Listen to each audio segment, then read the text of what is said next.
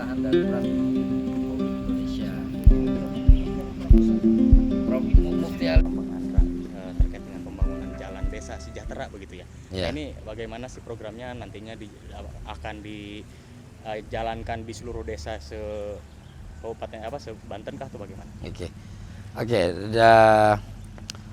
Program Bang Andra ini adalah program yang kami tawarkan terkait dengan infrastruktur kepada masyarakat waktu kami kampanye. Bang Andra ini adalah akronim dari Bangun Jalan Desa Sejahtera. Ini sesuai dengan Astacita ke-6 Bapak Prabowo, membangun mulai dari bawah atau mulai dari desa.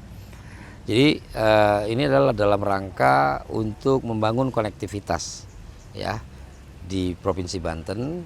Kita sadar, kita ketahui bahwa 80% wilayah Banten adalah pedesaan. Dan pedesaan ini adalah desa-desa yang produktif, sehingga perlu disupport dengan infrastruktur yang berkualitas.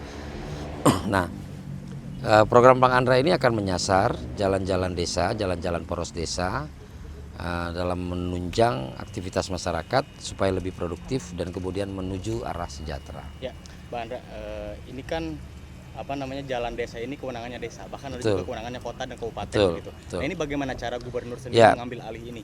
Jadi sebagai perwakilan pemerintah pusat di daerah, kami punya tugas untuk melaksanakan tugas-tugas pemerintahan, pelayanan dasar kepada masyarakat.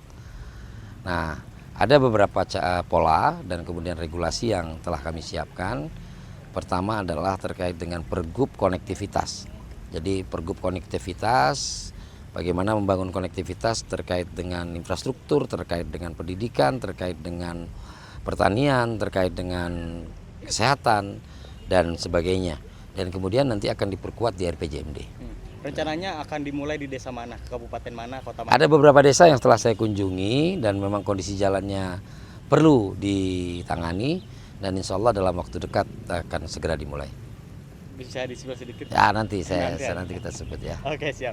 Ya. Soal pemutihan PKB, Oke. ini akan dimulai sampai 30 Juni begitu ya? Oke, alhamdulillah saya telah mengeluarkan keputusan gubernur terkait dengan pemutihan tunggakan pajak dan denda tunggakan pajak terhadap pajak kendaraan bermotor warga Banten ya, dengan cukup membayar atau melaksanakan kewajibannya untuk membayar di tahun 2025 ini. Kenapa hal ini kita lakukan? Karena kita pernah mengalami satu cobaan COVID, di mana saat itu ekonomi kita mengalami kendala dan masyarakat kita juga banyak mengalami kendala, sehingga banyak yang menunggak pajak. Nah, saat mereka ingin melakukan pembayaran, mereka harus membayar pajak tahun-tahun sebelumnya, dan sehingga akhirnya menumpuk. Dari 5,3 juta kendaraan bermotor yang ada di Provinsi Banten, diperkirakan 2,3 jutanya itu menunggak, sehingga potensi pendapatan asli daerah menjadi kecil.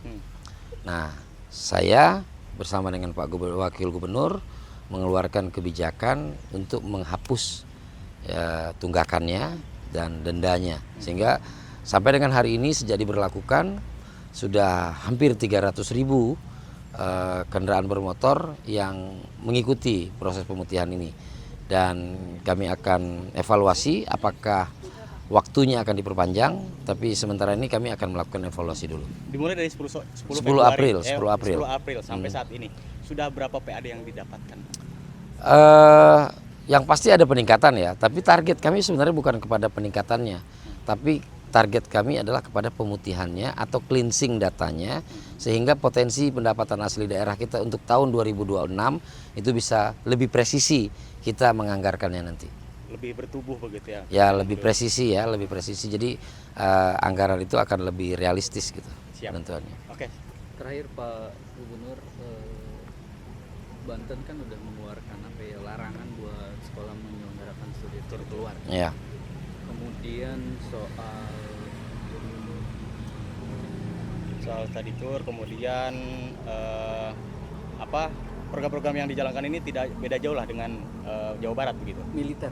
Nah, apakah nantinya Banten sendiri akan memberlakukan itu apa pembinaan bagi siswa yang bermasalah di barak militer juga atau ada metode lain, Pak? Oke, pertama terkait dengan larangan melaksanakan studi tour ke luar daerah. Ya, saya bertegas di sini larangan melaksanakan studi tour ke luar daerah untuk sekolah-sekolah yang menjadi kewenangan pemerintah Provinsi Banten, yaitu SMK dan SMA dan SMK. Hal ini kami lakukan karena terkait dengan studi tour ini kalau keluar daerah itu biayanya besar dan pasti akan dibebankan kepada orang tua siswa, dan dalam kondisi saat ini saya berpendapat untuk tidak melaksanakan studi tour keluar daerah. Untuk ke wilayah Banten ya dipersilakan karena pasti biayanya lebih terjangkau. Dan terkait dengan program membawa anak-anak ke barak itu adalah program yang dilaksanakan oleh Kang Deddy Mulyadi, dan saya menghargai dan mengapresiasi, dan saya sedang mengamati ya, karena kita perlu mengkaji karena itu nanti akan terkait dengan banyak hal ya, dan koordinasi-koordinasi yang harus terjalin agar programnya berkesinambungan.